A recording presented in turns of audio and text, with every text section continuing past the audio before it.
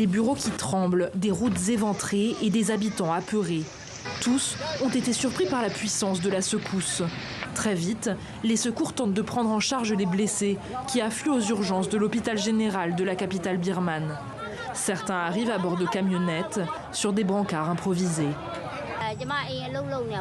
Pendant que je faisais le ménage, j'ai été secouée une fois et j'étais choquée. Je me suis demandé ce qu'il se passait.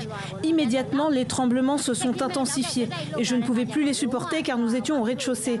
J'avais peur que le bâtiment s'effondre et je suis sortie de la maison. Notre mur de la maison était fait de plaques de pierre et le mur s'est effondré. Mon enfant s'est allongée sur le sol et la plaque est tombée sur elle. Devant l'hôpital, des scènes d'angoisse.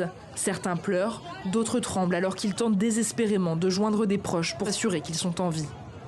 Toujours dans la capitale, un immeuble de 30 étages en construction a été réduit en quelques secondes à un énorme tas de décombres.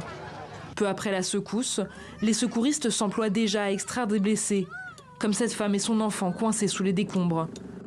La capitale birmane est située à environ 250 km au sud de l'épicentre du séisme, qui a été localisé à une faible profondeur et s'est produit en milieu de journée avec une puissante magnitude de 7,7.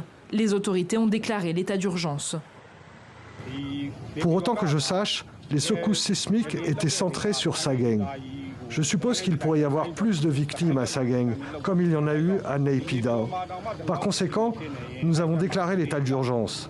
Nous voulons que la communauté internationale fournisse une aide humanitaire aussi rapidement que possible. L'Organisation mondiale de la santé a annoncé avoir déclenché son système de gestion des urgences après le puissant séisme et la mobilisation de son centre logistique à Dubaï pour préparer les fournitures pour les blessés.